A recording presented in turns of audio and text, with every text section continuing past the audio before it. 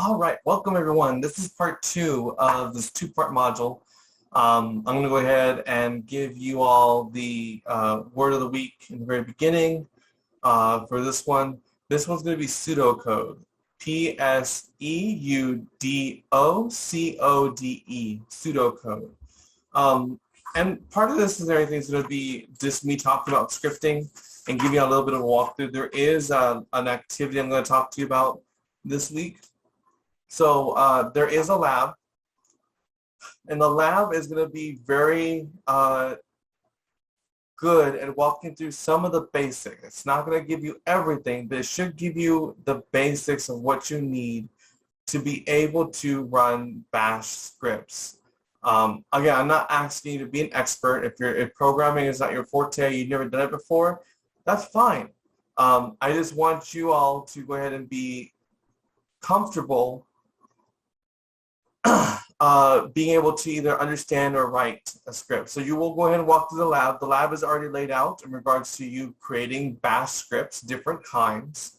And in the process of doing that, you're going to go ahead and get a little bit of experience of working with things such as the echo command, creating creating comments, taking an input from a user, using the if statement, using a while statement. And then also at the very end, you're going to go ahead and I walk through how to go ahead and do the assignment that we talked about, that we did in Module 2, the VIM file. We all had to download the Bill of Rights and then copy everything over. So I walked through how to actually do this, this assignment almost automatically.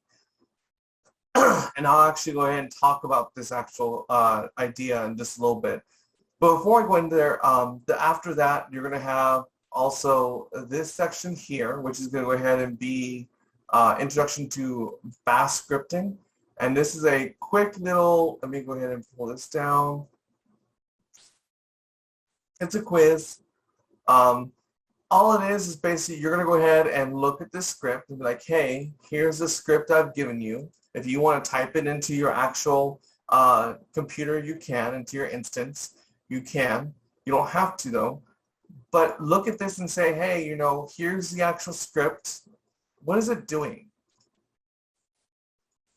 So you can see right here, like I would say, oh, okay, it's asking here. It's asking the user for a username, and it's asking the user for the password.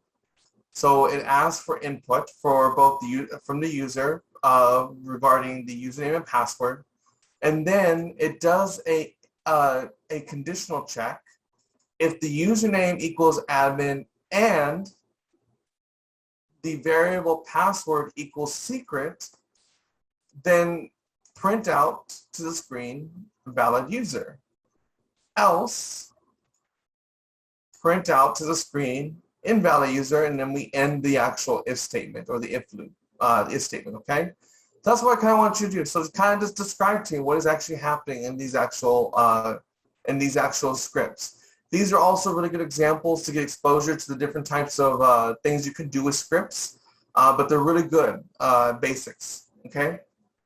And then lastly, let's talk about the assignment. The assignment is going to be asking you how to do using VIM or another text editor.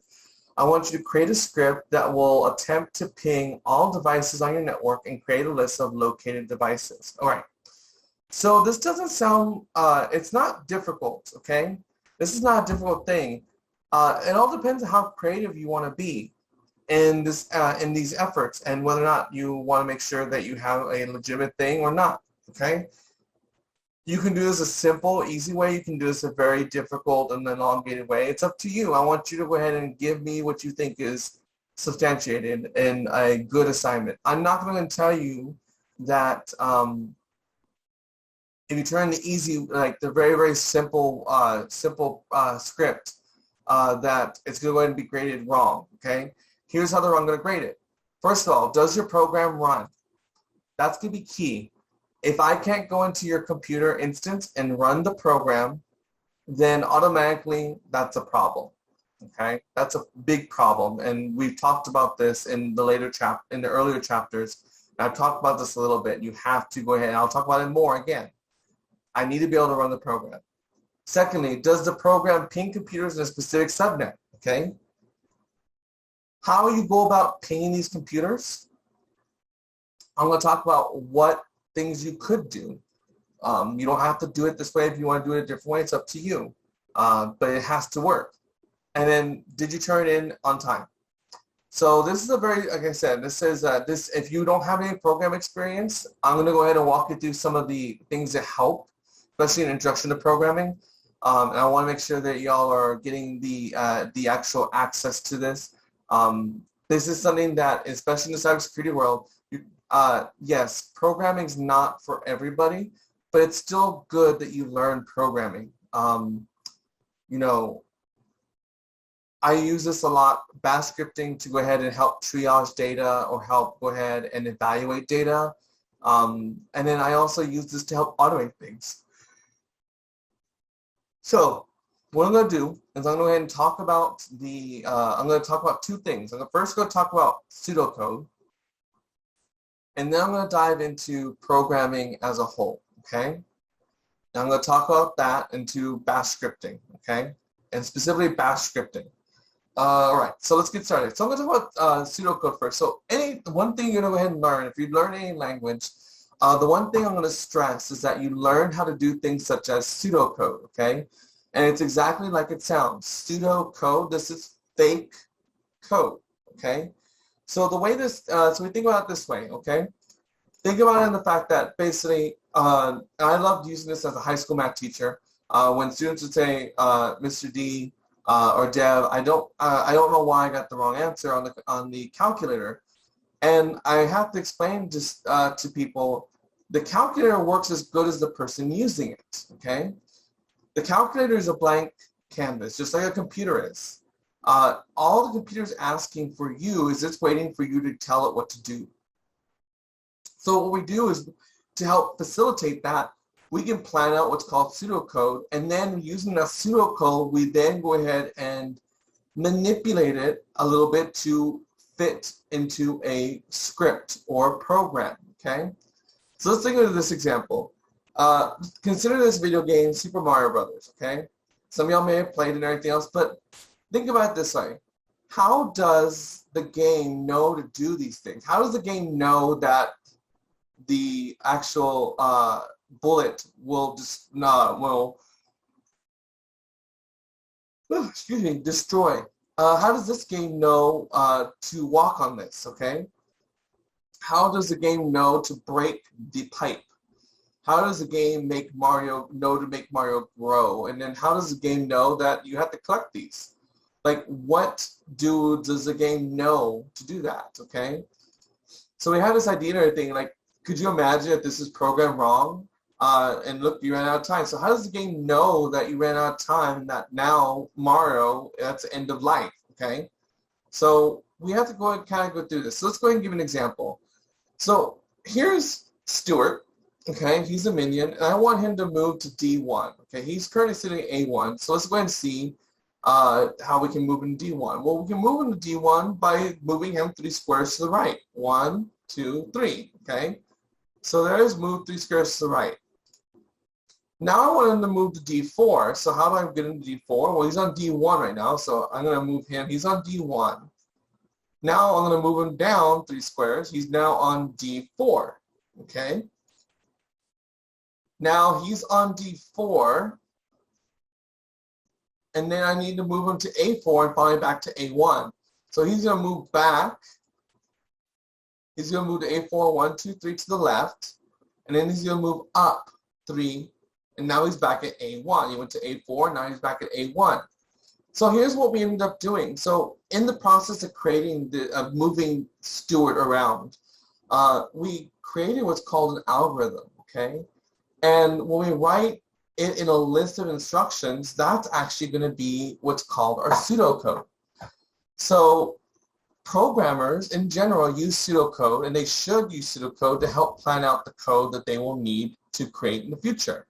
We see this all the time in things such as video games, creating websites, control software like for robots and machinery, anything where planning is needed. Pseudocode is basically just going to be a layout of both the tasks and the actions that we need to be able to accomplish in our actual program. So, and this is where like the, you know, whether or not you want to be as advanced or if you want to do intermediate or beginner, okay? So there's a couple things you can do. So like a beginner may just make sure like the program works. An intermediate person may make sure that the program works, and then what happens if it doesn't work? Or let's say the user does something wrong. An advanced person would be like, hey, I'm going to go ahead and create this create this menu that's going to be available for the user. And now you're talking about like some user experience type of stuff and you creating a UI, whether it be in the command line or an actual UI experience. So you have that commonality there. So we use pseudocode. It can be used to help lay out the code. So we have to think about this. So consider this question. What is the sequence of events we need to create a square? Okay. Now, when we think about this, this actually is a very interesting concept. Like, how do we actually go ahead and create a square? So let's go ahead and think about this for just 1 second. Now, I'm going to go ahead and create a square. I'll try to create a square because of the fact that I want to make sure it may not come out to be a square. And we'll talk about what this is. So beginning-wise, I'm going to start on the left, whatever coordinate this is on the plane. Okay, so let's go ahead and say, let's do this actually. Let's go back to middle school and high school. I'm going to do I want the Cartesian plane. And I'm going to go ahead and I just want a picture of it.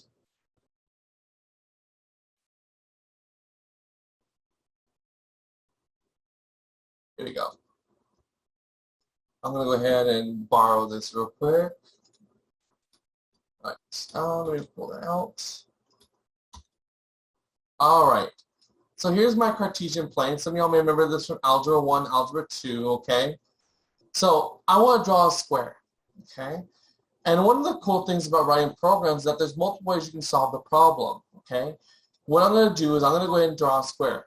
I'm going to put a point on -2, 2. Okay, so I'm going to put a point right there. That's giving me my point. I'm going to start there at -2, 2.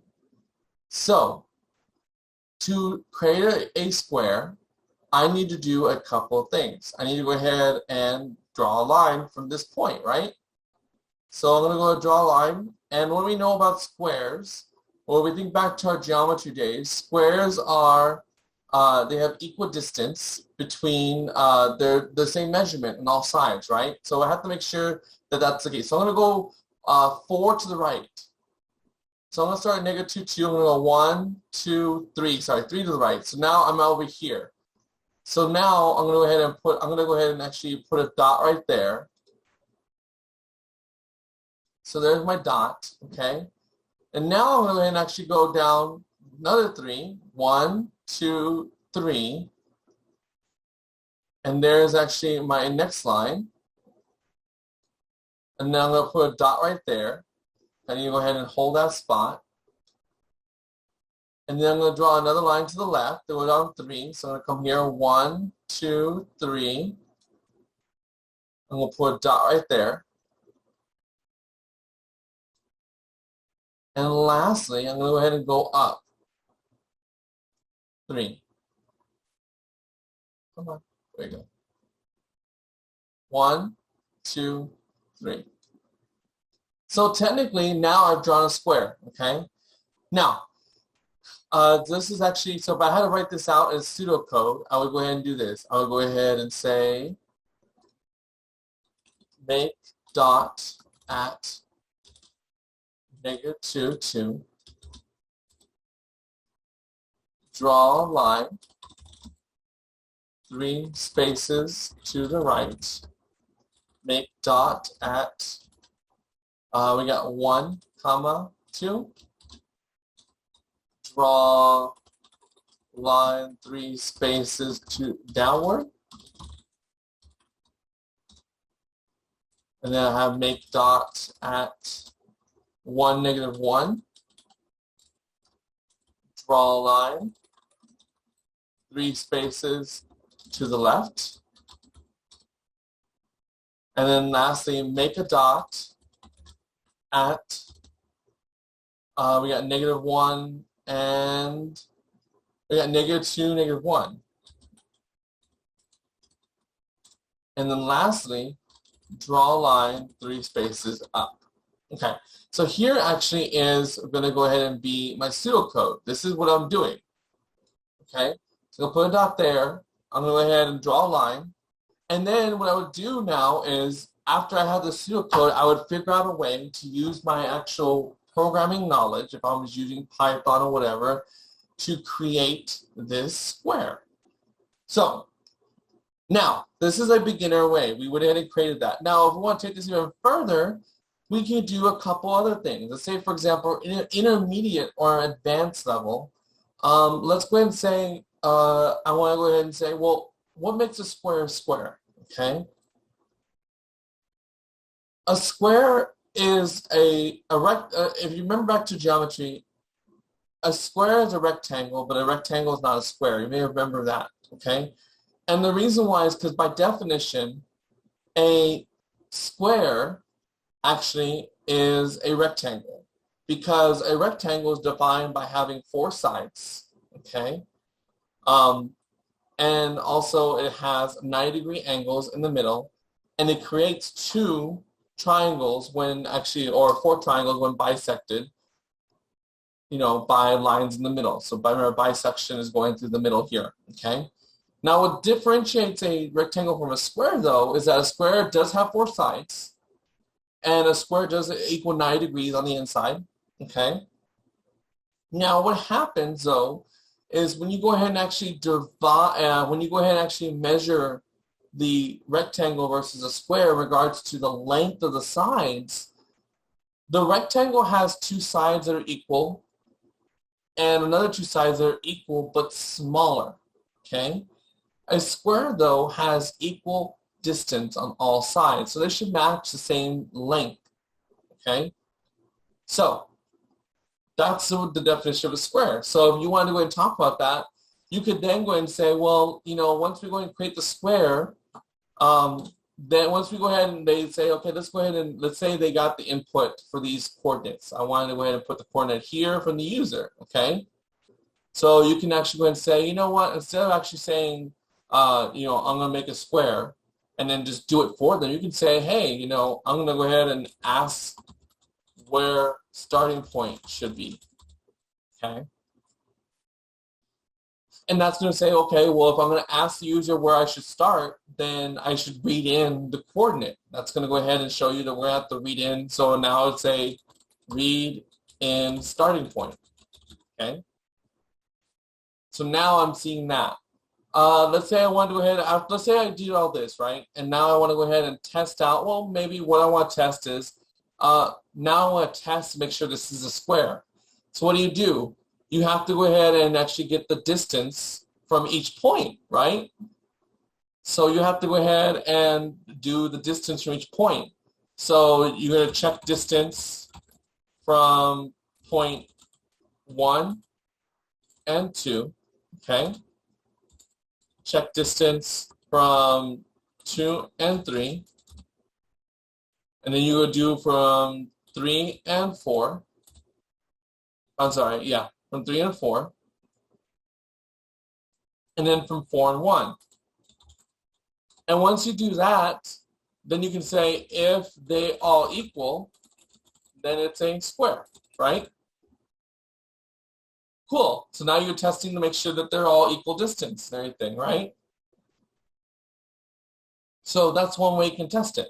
And that's how we're going above and beyond the basic. So we're looking at basic being, I'm going to go ahead, yes, start the program, draw a square. In intermediate, we're like, hey, you know, where do you want me to start? Advanced would be like, hey, not only am I going to go ahead and ask where you want me to start, I'm going to also ask how big do you want the square? Okay, that's important, right? How big do you want the square? Oh, and by the way, I'm then going to go ahead and check to make sure it is a square and provide that information.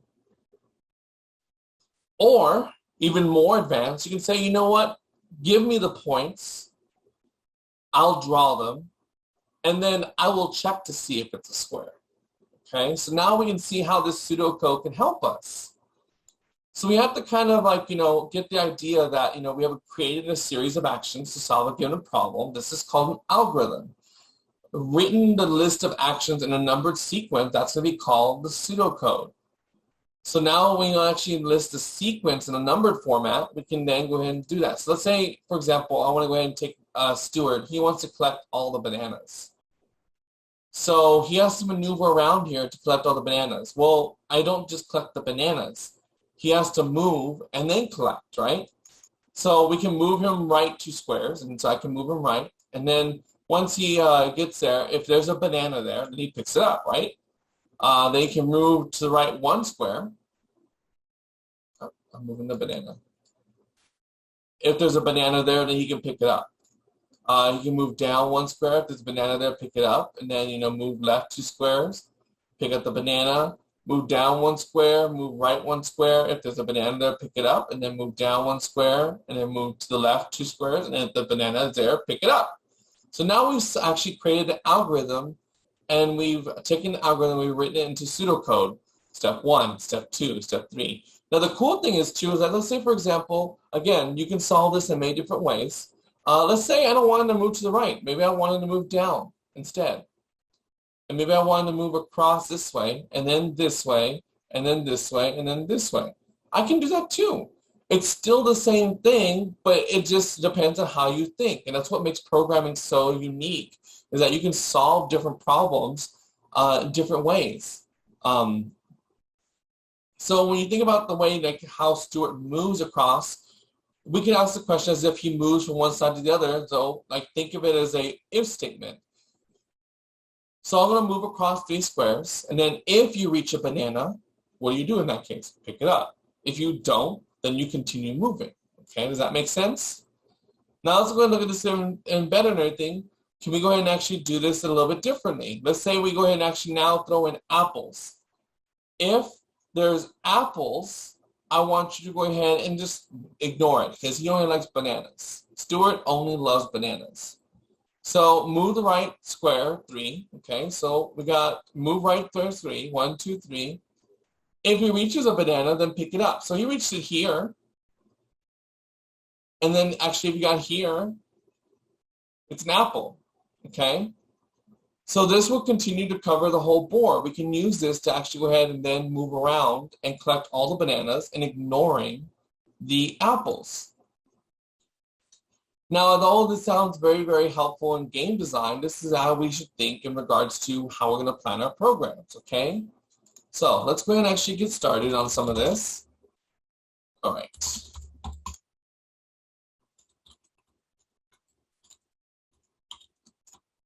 Oh, I didn't have anything in there. Okay. So let's go ahead and, I'm going to go ahead and actually pull up the assignment from part 1, okay? Part 1, mod 2. This is the VI assignment, the VIM, where you had to go ahead and download the Bill of Rights and edit the Bill of Rights in VIM, okay? So I'm going to go ahead and actually do that. I'm going to do VIM my bash 4, okay? All right, so I've written this actually already. So first we have to remember that any program that you have has to have the shebang at the top, okay? The shebang. So I'm going to go ahead and kind of just say that my, if I want to go ahead and do this, I'm going to go ahead and actually, first I'm going to write some pseudocode before I even actually start writing the program. So how would I do this? Okay. So the first thing I'm going to do is I'm going to download a copy. So step 1, download US Bill of Rights, okay?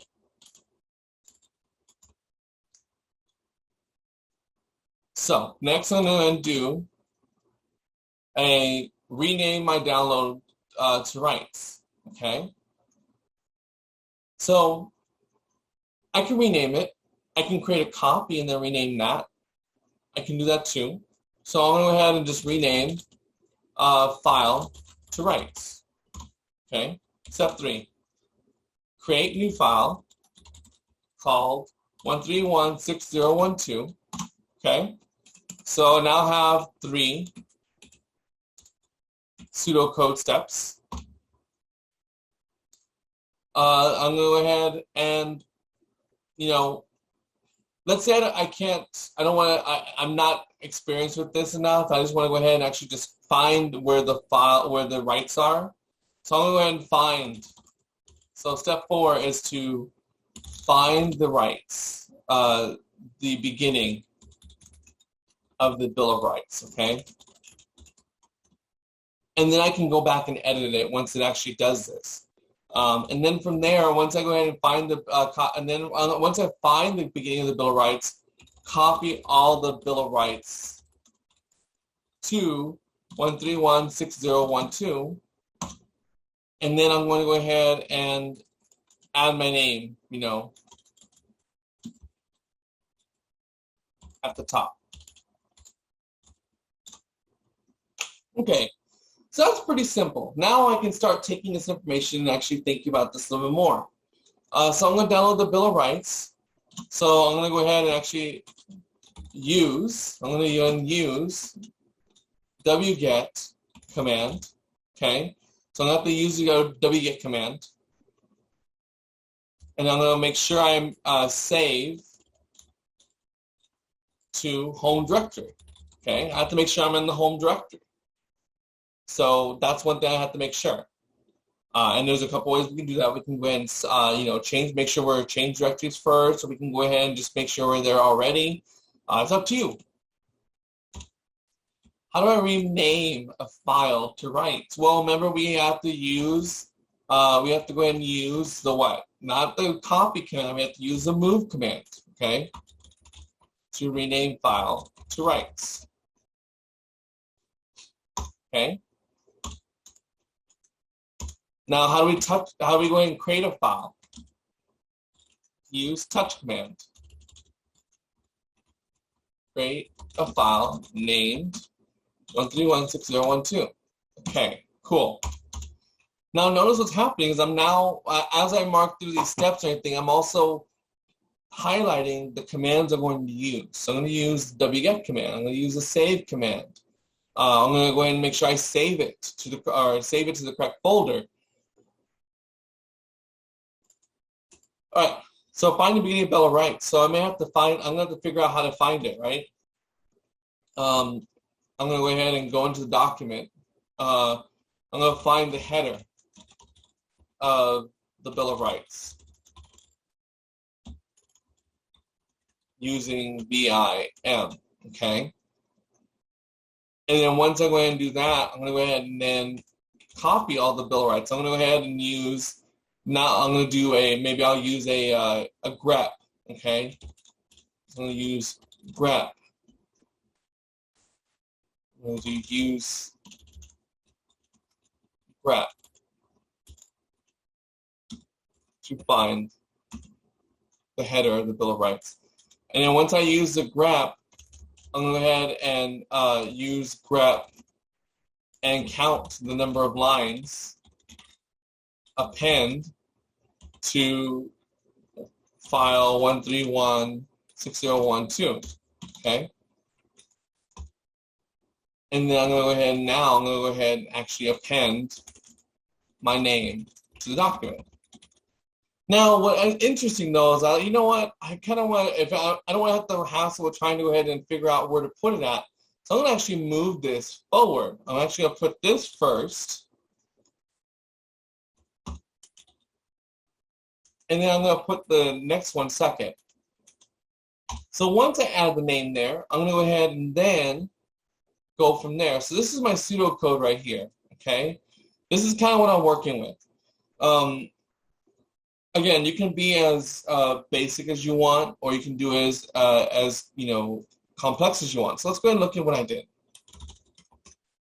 So again, the program has to start with the shebang. That's going to be the pound or hashtag. I don't like saying hashtag, but it's actually a pound sign. Exclamation point /bin/bash. Okay. All your scripts should tell the person using it, what is this script going to do? Give me a summary. This script will automate parts of the VIM file project that was done in Mod 2, as well as show other commands that can be done. Okay, so this is just going to highlight some of the commands. So the first thing I'm going to do is I'm going to download the file. Well, I decided to go ahead and go a little bit above and beyond. I'm like, well, I'm going to go ahead and tell the user, hey, we're going to first download the Bill of Rights. So I'm going to do what's called the echo, which prints out a string of words to the prompt for me, for the user. And notice I did the tag E right here, the option E. You don't have to do this, but you do have to do this if you're going to be using something called the new line. You don't have to use new lines. I choose to use new lines because that's what I want to do. So now, I'm going to download the US Bill of Rights and say, hey, I'm downloading the Bill of Rights. Cool. I tell you to use the wget, and then here's the command, right? The cool thing about bash scripting is that it understands commands that are used in Linux. So all I'm going to do is I'm going to type in wget http gutenberg.org files/2/2.txt. Cool. We've done that.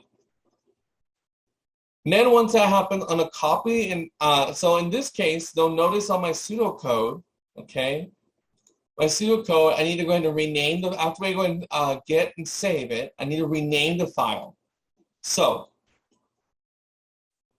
just for the sake of this actual activity, I decided to actually leave the file, the original file, intact. You don't have to do that, but that's what I did.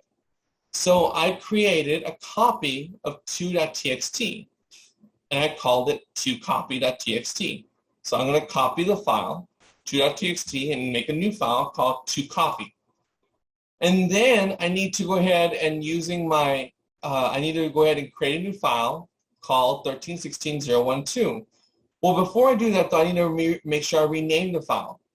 So I'm going to rename my copy to Writes Automated. That's what I'm calling it, Writes Automated, right? Because this is my automated version. So I'm going to go ahead and say, hey, I'm going to tell the user I'm going to rename the file to copy.txt to Writes Automated, and I'm going to use the move command, just like I would type it in the CLI.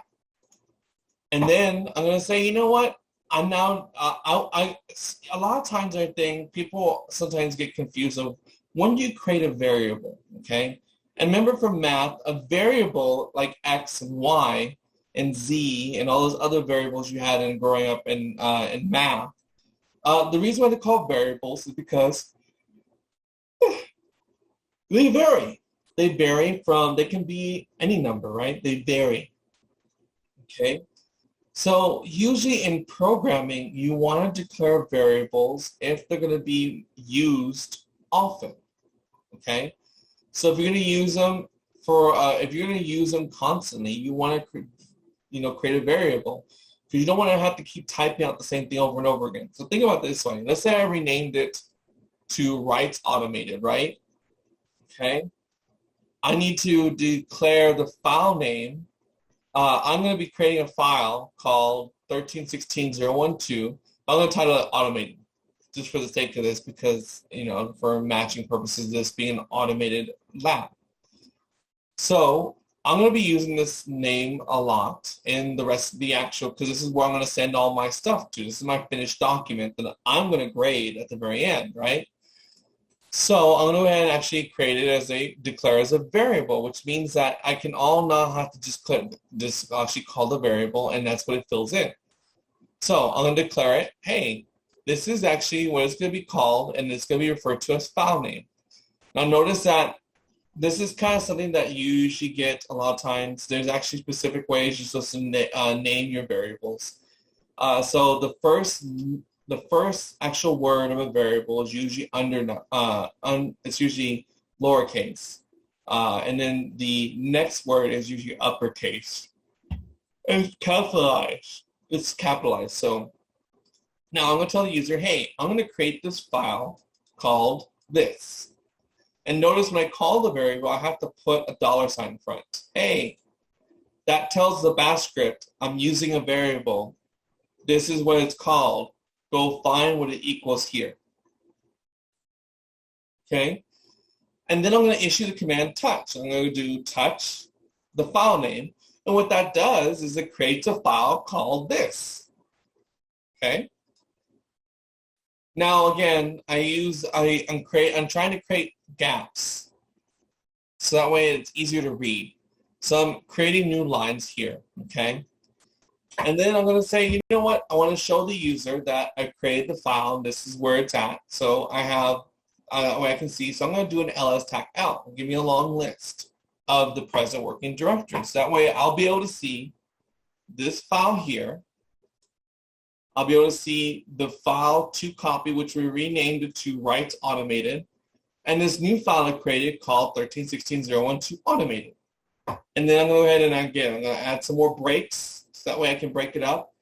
And then because remember I talked about how I want to add the username first before I add everything else. Well, I'm going to say, you know what?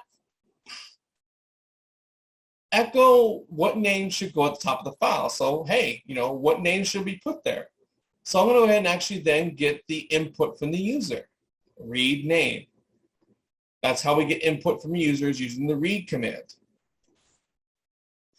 So now I have print user input to the top of the file. So I'm going to say, hey, I want to print the username that I was given, the name that was given from the input, and I'm going to append it to the file name, which is 13.16.0.1.2 automated. Okay, cool. So then once I do that, I'm going to go ahead and I know that the Bill of Rights starts with the United States Bill of Rights. Okay. So I'm going to go ahead and actually, I'm going to concatenate my file writes automated. I'm going to use this command called grep. And I know we haven't talked about it a lot, but we mentioned it earlier in the year or in the semester. Grep is a command we can use to find specific strings in like text documents or in directories, or, you know, we can use it for whatever. So I'm going to use a tac A, okay, capital A. And if you look at the man page or the help for grep, the tac capital A and then 100 says print out or display 100 lines after you find this string, the United States Bill of Rights. Okay. And then I'm going to say, you know what? After I go ahead and print out the entire document, writes automated, I'm going to pipe the output to this command called grep. And when it finds this actual string, print out the next 100 lines after that and write them, append them to the file 13.16.0.1.2 automated. Now, I haven't talked about this yet because this is going to happen in the next future chapters. But notice I put an and sign in the front. And that means that we're going to put this actual command word in the background. So that way it's not going to clutter up my screen, okay? And we'll talk more about why it's important a little bit later. And then here again, I add new lines to help break up the output. And then I'm going to go ahead and echo your assignment is below. So tell the user your assignment's finished. And then I want to print out the entire document to the user so that way they can review it. And then if they need to fix it or edit it, they can, right? Okay. So this is my actual document right here. Now, we talked about a couple of things. First of all, you have to make sure, again, I said my grading. I'm going to grade you on the idea of, is it run?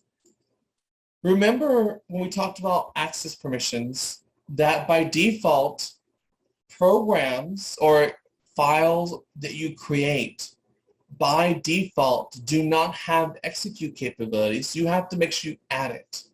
And I talk about that in the lab, where you actually, once you create the actual file, you have to actually then go ahead and redo it with the command chmod, and then you add the executable to that. Okay? Cool. So now I'm going to run this command. You can do it different ways. You can do it by typing in bash, mybash4.sh, or you can also type in /mybash4.sh, okay? I like doing period forward slash. Now remember, the period, if you remember from mod 2 and mod 3, period says this current directory / this file, okay? So I'm going to do it this way. And before I do that, I'm going to clear out my screen so that way you can see exactly what's going to happen. So I'm going to do period / mybash4.sh, right? I'm going to hit enter. Okay, so it's ran, and then I'm going to, what should go at the top of the file? I'm going to put my name, James Devno. All right, cool. Now let's see what happened. Okay, so here I ran the command, okay? And notice that, again, it said downloading Bill of Rights, okay? And now it's doing the wget. It's getting and downloading the file and calling it 2.txt. And it saved it. I'm going to create a copy of the file. I'm going to rename that copy to Rights Automated. And then I'm creating the file called 13.16.012 Automated. And now I'm going to go ahead and show the user I've downloaded the file. I've renamed it to Rights Automated. And I've now created the file 13.16.012 Automated. Okay. Now I'm asking the user, hey, tell me what name goes at the top. And it says, all right, cool. Remember, I put that cat, that long command cat pipe, and then everything else in the background. So I'm not going to see what happens. And now it says your assignment's below. Hey, your assignment's ready. Go view it. Well, let's actually go into there. Let's actually go into the file 1316. Look at that. I have my name at the very top. I have the United States Bill of Rights. And now I have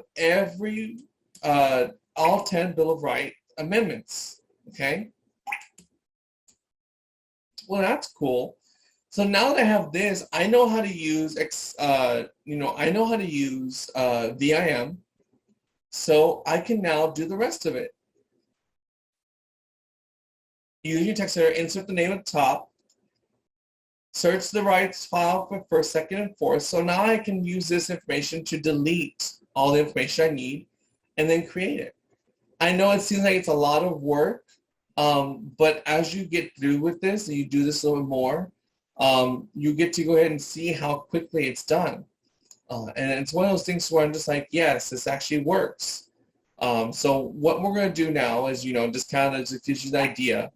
Like I said, the activity, the lab walks you through it. I'm going to show you another I made. I wanted to go ahead and I wanted to create a script that performs a trace route to a specific IP address. And a trace route is very important because a trace route shows you the number of hops it takes to get to your destination. And particularly shows you what intermediary network hops are in there, okay? So I'm going to go ahead and actually go into that one. Now this one's a little bit more advanced. I will go ahead and say that. But let's just follow along and see what happens, okay? So this script performs, okay, I'm telling the user, hey, I'm using the script to perform a trace route to a website, read in from the user. So the user is going to provide me input. And I'm going to go ahead and do a trace route. So I set a variable counter to be used during the while loop. So I've already said, hey, I did my pseudocode. I'm going to go ahead and set up a variable called counter. And this is going to be the while loop. A lot of times you're going to find out most of your variables are usually set up in the very beginning of the program, okay? Sometimes you'll see it to where people will pepper them in once they need to use them.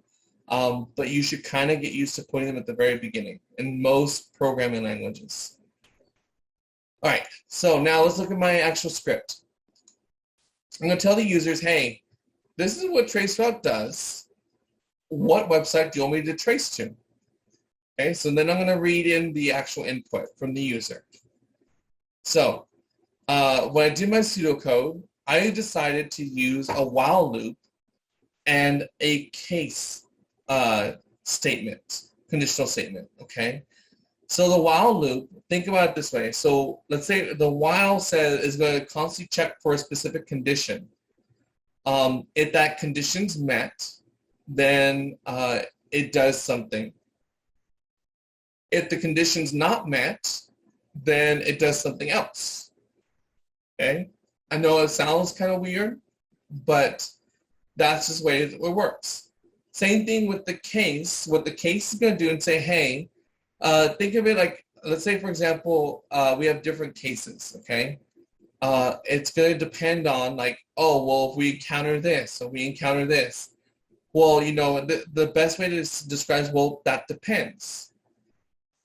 When you talk about casing is going to go ahead and say, well, what do I do in case this happens? If this happens, then do this, okay? So I'm going to say while the counter is equivalent to 0, and I'm going to say equals 0. It's already equal to 0 here. I'm doing a check to say, hey, that variable counter, while it is equivalent to 0, I want you to do this. So check the website that we read from the user, the website, and make sure that the ending matches a .com, a .gov, an .edu, an .org, a .net, a .biz, or info. If it does, then increase the counter by 1. Okay? And why is that so important? Well, when this happens and it goes through the while loop again, it's going to check to see if counter actually is equivalent to 0. Well, it was 0, and then we added 1 to it. So what is it now, actually? It actually is 1. So when it gets to it, it checks to see if counter is equivalent to 0. It's going to say, no, counter is not equivalent to 0. It's actually equal to 1. So this does not work. So it's going to ignore the while loop and just continue doing this. Now, one thing you have to kind of understand with cases is that you also have to provide what's called a catch-all. So once you provide the cases you're looking for, what happens if they give you something that's not the cases? These are the top suffixes or endings for a website, okay? What happens if they don't, let's say they just type the website.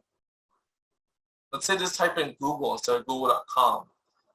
Or let's say they type in, google.biff instead of google.biz, okay? Then, if it's anything that's not these cases, you're going to tell the user, hey, that's not a valid website. Enter it again. And then I'm going to read the website, and then I'm going to exit. Then the case condition is fulfilled, okay? And once that happens, it's going to go ahead and actually loop back again. And it's going to check and see if counter is still equivalent to 0, which if this happens, notice we didn't increase the counter to 1. We kept it 0. And then it's going to go through the loop again, and then it's going to verify and check. Once it pops out and it's done, then it's going to say, hey, I'm trace routing to that website. And then it's going to perform the trace route command, and then it exits when it finishes. Okay? Let's see what this does. I know I'm kind of going through this a lot, and I know some of it doesn't make sense for a lot of y'all, but after you do the lab, it should work out a little bit better. So let's go ahead and do this. I'm going to clear my screen. I'm going to do we're going to do a bash now. We're going to do bash instead. And we're going to do bash traceroute.sh. Okay, again, traceroute performs a ping request to each intermediary device until you reach your destination. What website would you like to traceroute? Okay. You know what? Let's say I'm typing really fast, so I'm just tired. I just type in Google. Okay. I'm sorry, that's not about a website. Please enter correct site. That's my error checking. Remember, we had the catch-all that says, hey, if it doesn't match any of these cases, then do this. That's my catch-all. Well, let's say I'm doing google.com by typing google.com. Okay, this is what happens. It's not about a website. Tell me what it is. Okay, now let's go and do google.com. Cool, trace right into google.com. All right. And then it exits. It's done. Okay, so this is how the scripting works. Notice that I didn't type anything special for traceroute. I just typed in the command traceroute, and then I just entered in the input, the variable. This is the variable, right? This is my variable that I entered, and I just substituted that back into the actual command. This is why bash scripting is so important and so flexible. Okay, I can just use regular commands that I use normally in the command line in a bash script, and no one understands the wiser. Okay, so let's go ahead and do I'm going to do a basic bash script for y'all. So I'm going to clear this. This is a very typical one you always will do in most programming languages. Okay, so notice I did that, touch hello world.sh. Again, remember I said that the execution for the user is not a normal thing, so you have to make sure you add it. So I'm going to do a chmod, change modification. I'm going to add to the user execute privileges for hello world. Now, if I go ahead and look at that, notice it went from RW, RW, R to RWX, RWX, R, RWX, RWR. And notice it changed colors. That's the key. That means it's executable now, okay?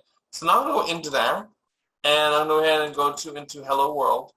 And all I want to do is, first of all, remember, we have to put the shebang there. So I'm going to do a pound, exclamation point, / bin bash. That's the beginning of every script. Okay, every script has to have that or it won't know what to do with it. I want to echo hello world to the actual screen. So I'm going to type in echo. And then I'm going to type in quotes, hello world, and all that inhabit it. I spelled hello wrong. End quote. Okay? And I'm going to go ahead and escape out of there. I'm going to do :WQ. And I'm going to write and quit. And now I'm going to run this using bash. I'm going to type in bash hello world.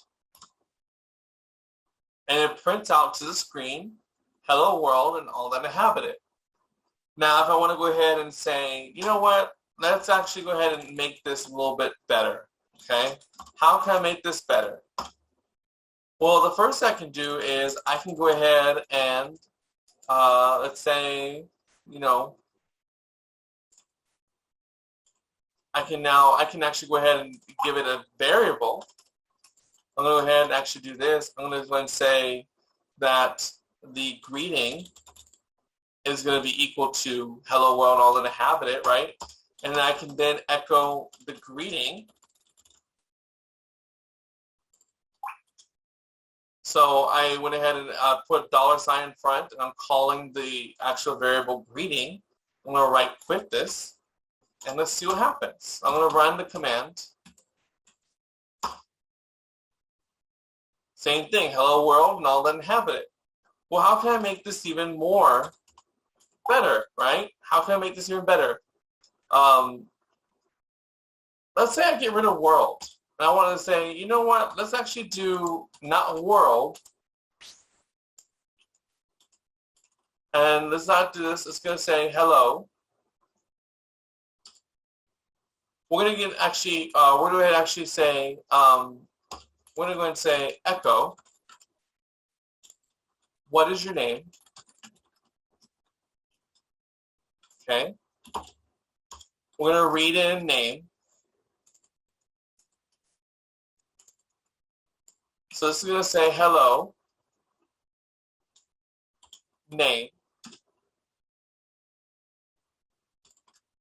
How has your day been?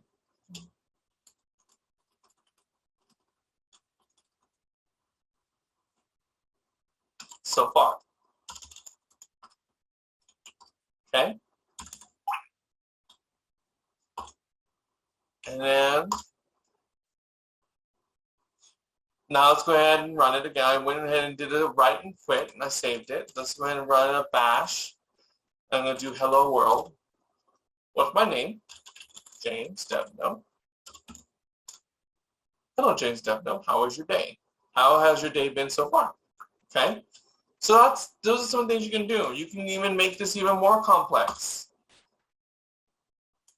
Once I go ahead and echo that, I can then go ahead and say,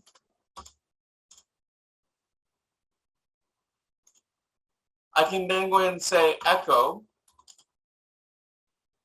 choose an option. I can go ahead and, let's go ahead and do response 1 equals my day is great. My day has been great. Response 2 equals, and notice where I'm putting them after where I would use them, okay? You don't have to do that. You can put them at the very, very top. But I'm just doing this just because I'm doing it on the fly.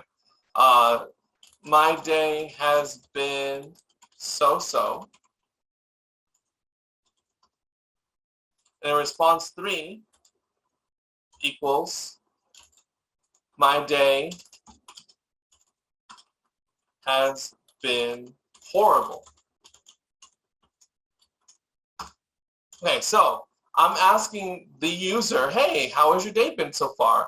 So then you can go ahead and say, you can then go ahead and say, hey, select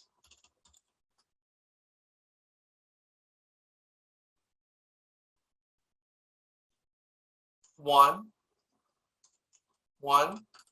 for good, 2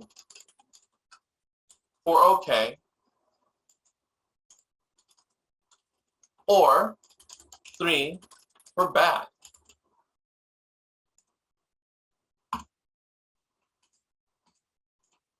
And then you can go and say, well,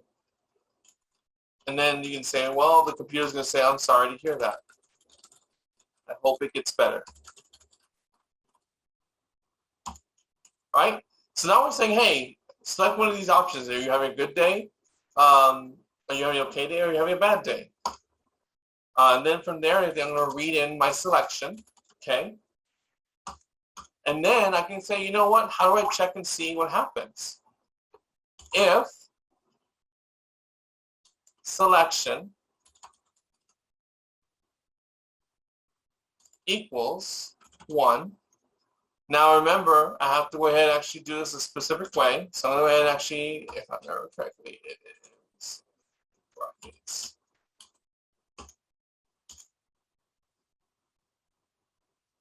Then echo response 1, else if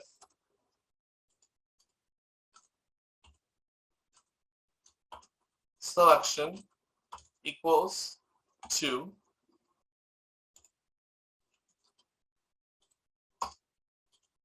then echo response 2, else echo response 3. And then I have to close out my if statement with the backwards if, which is F5. So let's go ahead and understand. So I wrote these 3 responses. I'm saying, hey, how was your day? You tell me if it's good, okay, or horrible, or bad.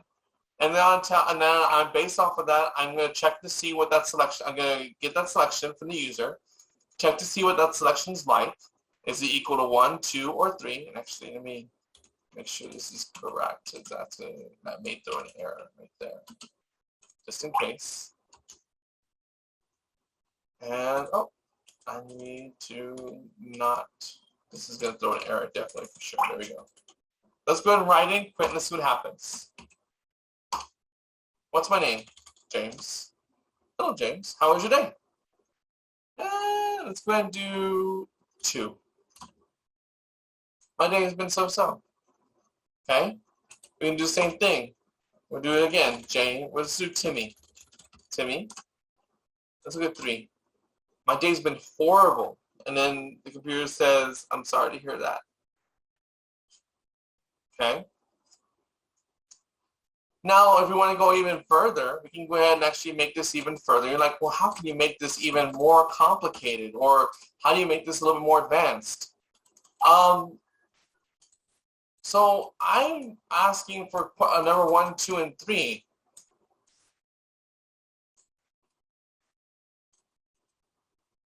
what if I give it the number 5? Okay. So, well, that changes things, right? What if I give it 5? So then I can actually do another if statement here. I can say if selection bracket selection is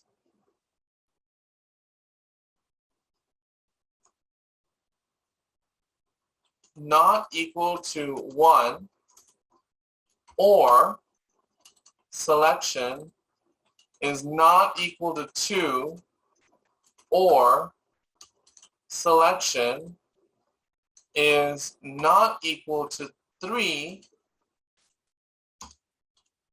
then echo that is an invalid selection. Exiting now. Okay. Oh, before I exit, I have to make sure I close out this if statement with F5. Okay. Now let's run this again. Bash hello. I'm actually going to not do bash. I'm going to do again period / my name is James. Again, let's test it. Let's do 5. Oh, what's happening here? We got errors now. Command not found. Number 5. Command not found. My day has been horrible. Line 18. So here's one of the cool things. So we made an error in our actual program. So we have to figure out what's wrong. But luckily it tells us on line 18 there's an issue with this, okay? So let's go back into our program. Let's see if we can figure out what's going on. Line 18, that's this one, right? Probably more likely it's this right here. I'm going to go ahead and just do this. I'm going to go to the end. And I bet you it's that one. Because remember, the brackets have to have spaces between them. Let's just run it and see. Nope, it's still doing it. So let's actually do this then.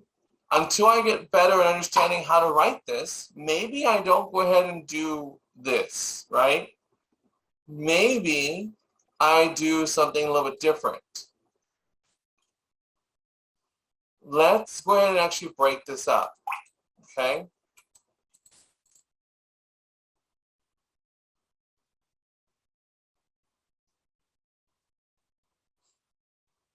So how can I make this better? We can make this if selection. Let's go back to our inequalities now, okay? So we can say if selection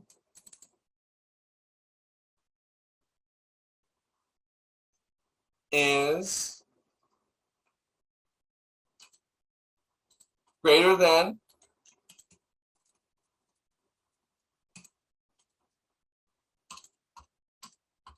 greater than 3, then do this, right? And let's say if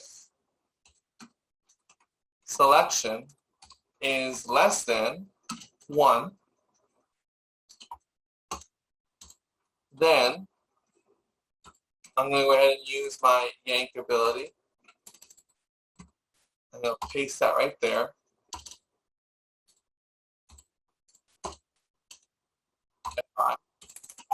So now check that selection, make sure it's actually greater than 3. If it isn't, then say this is the invalid selection, exit. If the selection that the user entered is less than 1, then it is an invalid selection, exit. Okay. If selection is equal, then it goes to the if of if it is equal to 1, if it's or 2 or 3, then do this. Okay. So let's go and see what that does. Let's write and quit it, and let's see what happens. Let's say I want 5. All right, so we got it to work. We're saying it's exiting now, but why did it still go through? Well, because what ended up happening is is that the actual script says, well, if this, then this. If this, then this. If this, then this. So it's just going to keep going through the laundry list. So how do I make this work even more? We can actually go ahead and this is just something a little bit more advanced. We can just say exit. Okay. Exit. Let's see what happens then. James. And enter 5. Okay.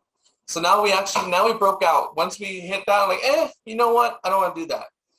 So this is a little bit like intermediate. Advanced would be using some while loops to keep you in there. That way you can go ahead and make sure you're getting this done, or you can actually keep the program going until they do what they need to do correctly. So this is how we can use Bash. This is how we do scripting. And again, this is like some basic stuff I've been showing y'all, but it's not too hard. So now we can actually take this. I want you, when you're looking at the assignment, the ping script, really focus on what I'm asking. Using the VM, create a script that will attempt to ping all devices on your network and create a list of located ones. Well, let's go ahead and understand. Well, to do that, we have to understand what ping does. Okay, ping. Let's say I want to ping google.com. Now, one of the other issues with Linux, okay, if you've done ping in Windows, you know it sends 4 packets and then it terminates. Linux, though, does not have that same capability. Linux will continue to ping the actual website without being told until we exit. Okay? So I may have to figure out, well, ping help. How do I fix this? Oh, look, there's a nifty little tool called count. What happens if I ping with a taxi and let's say 4. www.google.com. Well, look at that. It actually said it only did 4 actual packets. Let's change it to 1. Okay, it sent 1 packet. Oops, sorry about that. It sent 1 packet. So we may have to use that to play around with and do that, okay? So that's something we may have to take into consideration. I hope this actual walkthrough and tutorial about scripting does help a little bit. I hope the lab helps. If you have any questions, you want me to look at your code and figure out why it's not working, send me a picture of it. Don't just say my code's not working. Send me a picture. That means the picture's worth 1,000 words. I can look at the code, and then we can start working through what's going on. I can kind of help, okay? I'm not going to write the code for you. I'm not going to tell you what you need to write. I will tell you where your error is at and what you may want to look at and where the line is and what probably is the problem. But I'm not going to go ahead and actually write it for you. You have to get comfortable in doing this, okay? Especially if you're going to cybersecurity, especially if you're working with Linux boxes, you should be able to actually to know how to write scripts yourself, even my most basic ones. It doesn't matter, okay? You will also have to write a script in the final project. So just be mindful of that. And there's going to be an activity, a challenge activity for this as well. But I hope this helps. If you have any questions, again, please email me. With that said, or anything else, please know this is going to be a 2-week module. So you work on this for 2 weeks. So you have time to actually work on this and focus on this. And then we'll go ahead and continue on with that. If not, you'll have a great rest of your week. And I hope to see y'all soon.